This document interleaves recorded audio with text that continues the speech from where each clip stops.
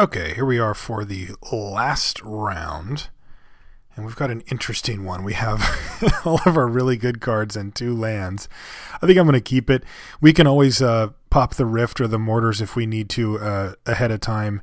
And our long game certainly looks secured. So I think I will keep a hand with all of our best cards in it and a couple of lands.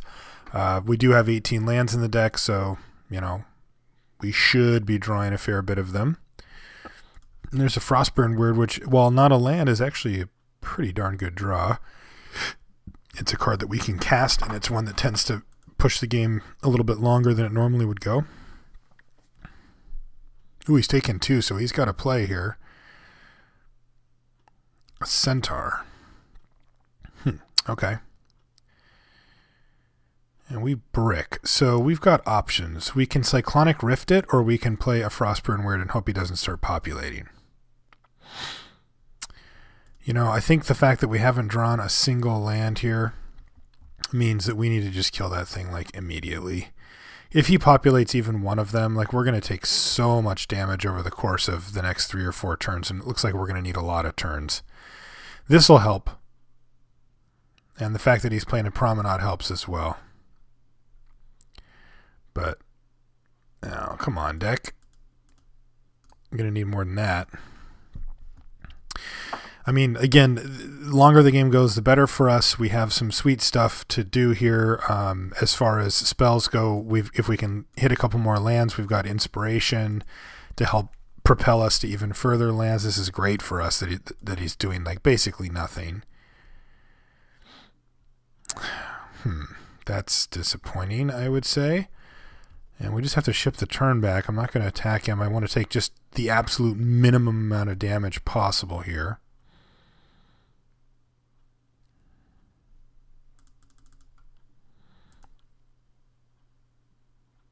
I have to say our deck hasn't really cooperated with us too consistently here.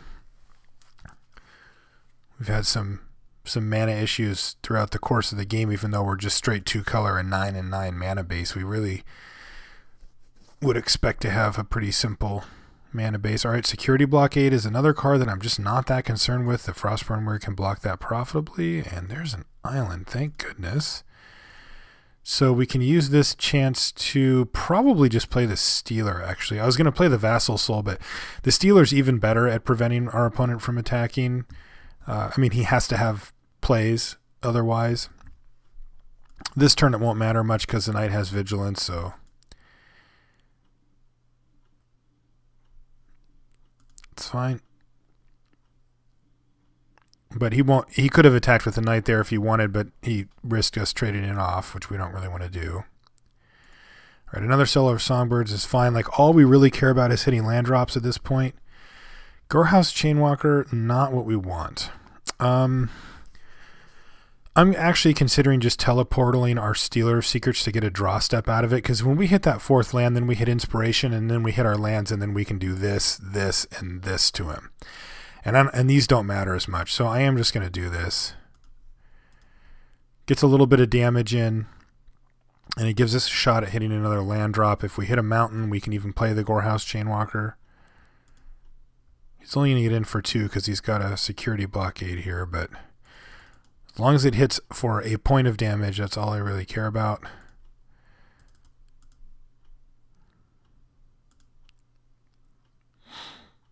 Land. All right, it is a land. Not a great land, but it's a land we really, now we need this. I guess we do have some pretty strict mana requirements for the deck. Mizzium Mortars requiring triple red and double red again here, so that's fair. All right, we're going to take a little bit of more here, but now that we've hit this, we can go for Inspiration next turn and try to hit some mountains. And he's got a Rubbleback Rhino, another card that's just not particularly well suited to battle us. We could play out a Vassal Soul. We're not missing a land drop this turn, but we really need to start hitting mountains. I could play out a Vassal Soul, which would keep these two birds off our back, but it's not really a big deal. I think I'm just going to inspiration myself here. We're going to hit a land drop anyway, so it's not like we're discarding. All right, we do hit that one, and now we are one mountain away from glory. If we do not hit a mountain, then we've still got Niv-Mizzet. So we're looking to be in pretty good shape. I would assume that if he had something like an arrest, he would have just slammed it on like our Frostburn Weird and just started battling. He might even just start swinging in with a bunch of guys now.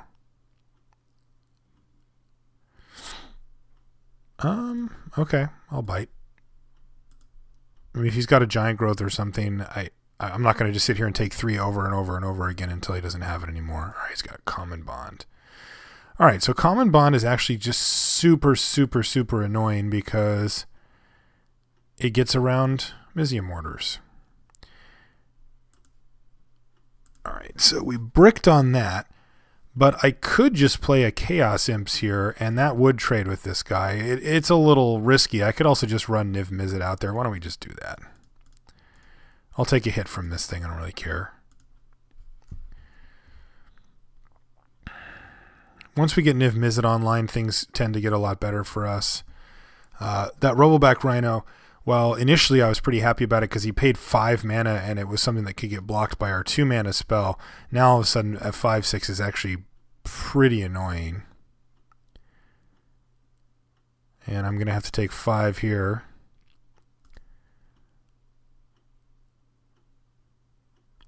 This would be nice.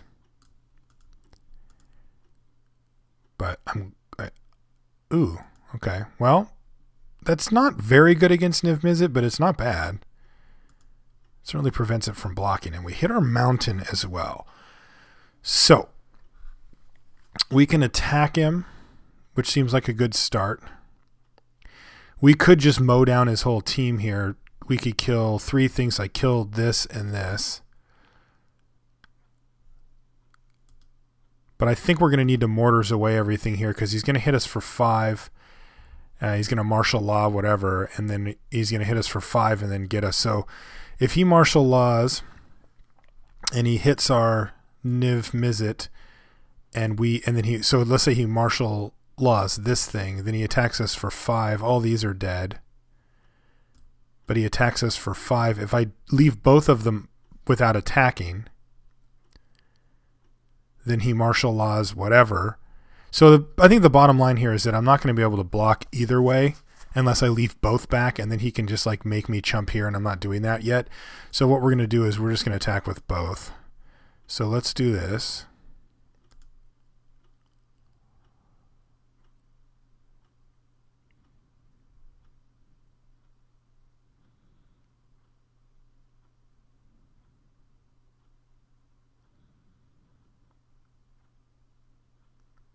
And we're going to get to draw 2 cards here.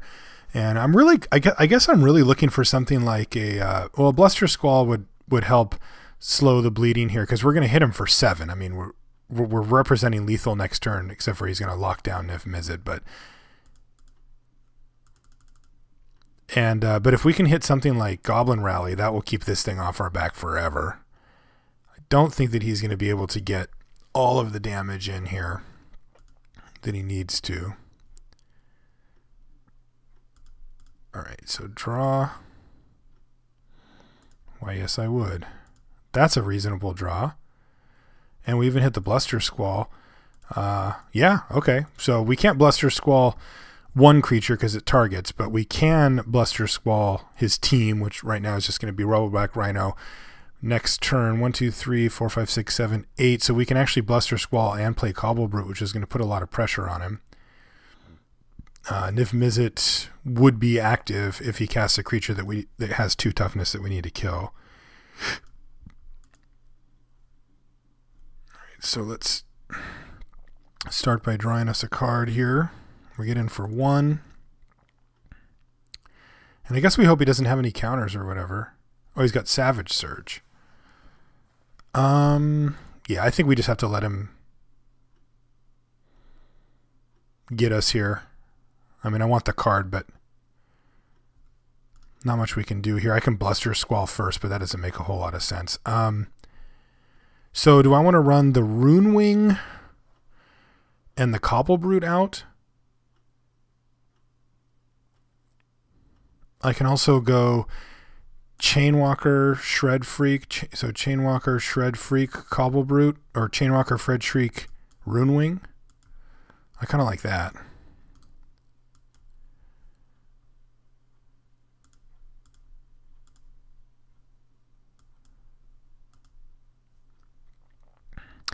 I basically just don't want to die to him. Like, if I can run the Chaos Imps out there and present like a huge threat, but the downside to it is that if he finds a way to get something out of the way, like remember in the earlier rounds we lost, and we were losing anyway, but we lost to an Azorius, not Arrestor, but Justiciar, and that thing, you know, that thing could do this and then have us die, and I don't want that to happen here. So let's block here and try to draw a card. I don't want to triple block. I think we actually have the win pretty close here because of Bluster Squall and Cobble Brute, or in this case it's still Cobble Brute and Bluster Squall. And he's got a Key Rune. That's interesting. Ooh, Annihilating Fire too. Okay. All right, so let's just run out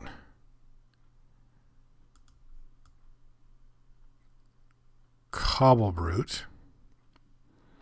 And this leaves us a couple of activations of our Niv Mizzet as well, if we want them, like if he wants to go for the... well, actually, no, that's not going to work. But it leaves us the Annihilating Fire for this thing. Yeah, I'm not going to draw any cards. I don't need cards. I'm just, if he activates this thing, I'm just going to Bluster Squall him. Then we hit him for 4, 5, 6, 7, 8, 9, 10, 11. Yeah, so that should do it unless he's got another play.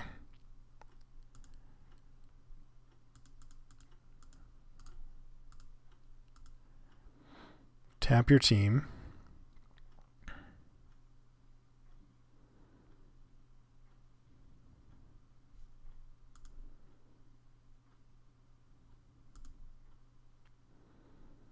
All right, so let's battle. So let's see if he's got like a fog or something. Because if he doesn't, he's taking 8 here. And then he's just dead. Goes to 2, and I think I'm just going to go for the kill here. We can also just wait until he targets Niv Mizzet with Martial Law and then ping him to death, but I don't want to give him a draw step in case there's something I'm not thinking of. Okay, so that worked out just fine. Once we finally hit those lands and got a little momentum going off of the inspiration and that one teleportal, we were fine. I think I'm going to do this change again. I think our deck just wants Bluster Squall a little bit more in case it needs to go defensive. This is a tough one because I've never had the opportunity to run 2 of each before, especially in sealed, and I think that Bluster Squall is a little better. I know that Teleportal is more powerful, but I think Bluster Squall is a little better. All right, this looks sweet. This looks like an Is It draft deck. All right, so we can start things off probably with a Chainwalker, depending on what he does. And then we can, we'll probably go Chainwalker, Stealer of Secrets, and then if he has a blocker, we'll Annihilating Fire it. That's pretty reasonable open. Now he's got Call of the Conclave like right now, which is super annoying because he can start populating. Yeah, no, we've got, no, I can wait. Mizium Mortars is way too good to just 1-for-1 him here. All right, so we've got this. Of course, the card that we're most worried about down the stretch, and one of the reasons why we were able to do it before is because he only had 2 mana up when we Mizium Mortarsed him last time, is Rootborn Defenses. All right, so he's going to hit us here, and then I'm curious to see if he chump blocks our Chainwalker, because if he does, then that makes this a lot better. So let's see if he wants to get in for, if he wants to prevent 3 damage or not.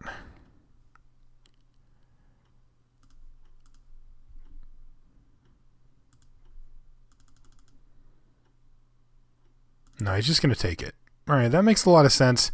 I like that play from him. I'm just going to play the Stealer. I'm still just going to kind of take some beats from the Centaur, but this makes things kind of interesting because depending on what he plays here, we can make him block with the Gate Creeper, find out that that's like a big deal, but we can use our Annihilating Fire to get him. Yeah, so he is going to keep attacking here. Let's see if he just leaves this mana up. If he does, I'm probably just not going to attack at all. Especially if he plays another land, because then it's not only... Alright, so it's a Blockade. Okay. Blockade is a card.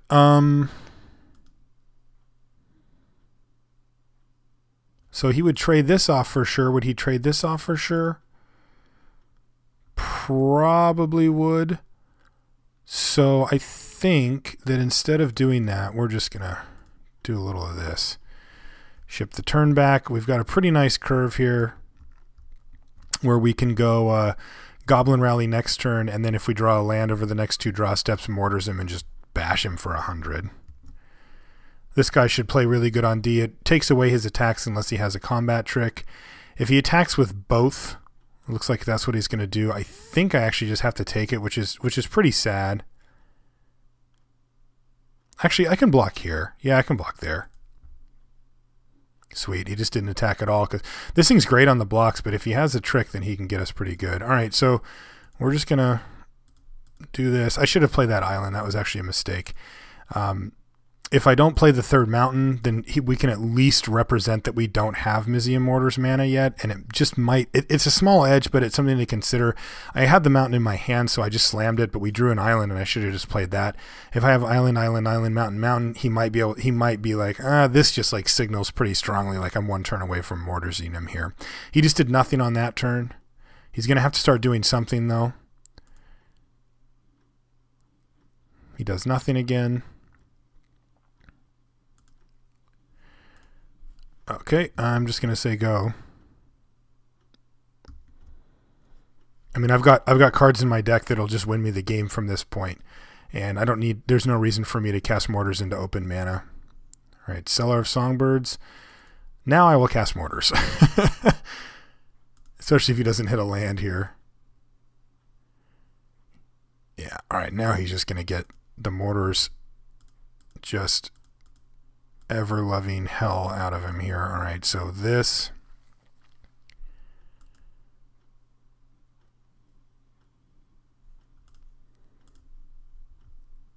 Draw a card.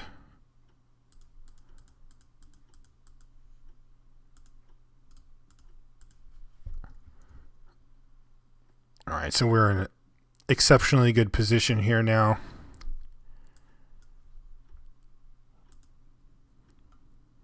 Already paid our land drop for the turn, so we're just going to have to hold that one and ship it back. And now he's, I mean, even with just these two, like even if he wraths right here, we can just kill him with these 2 cards over the course of the next like 3 turns. And if he doesn't wrath right now, then he's just dead. All right.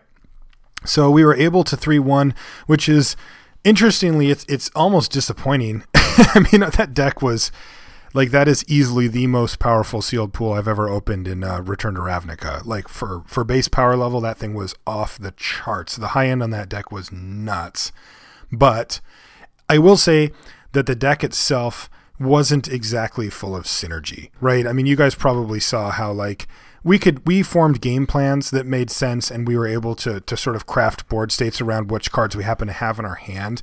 But a lot of the times we were taking beats from just creatures, like just whatever. He cast a dude, and now I'm just taking hits, and you know, and because our deck really kind of had this weird quick start, and then huge finish, and then nothing in the middle. And so, like, that's why, like, drawing that Frostburn Weird a bunch of times is super, super important. It just is a critical card to sort of stabilize the board, and it does it in a way that Stealer of Secrets does not do, that Gorehouse Chainwalker does not do, that stupid Rakdos Shred Freak does not do. And, I mean, ideally, I would just play any cards that I could that would keep me alive long enough to cast my bombs, because I don't care what they had.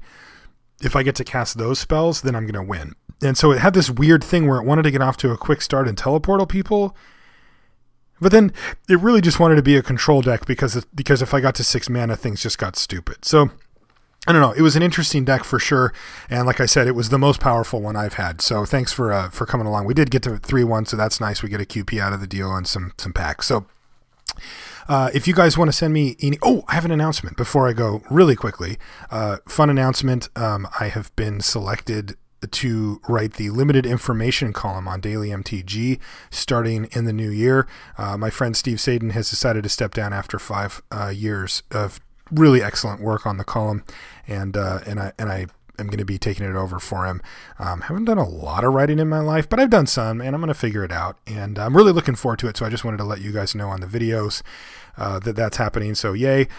If you want to send me any feedback via email, limitedresourcespodcast@gmail.com is where you can do so. If you want to follow me on Twitter, my name on there is Marshall_LR. And if you want to join the clan here on Magic Online, you guys have seen it.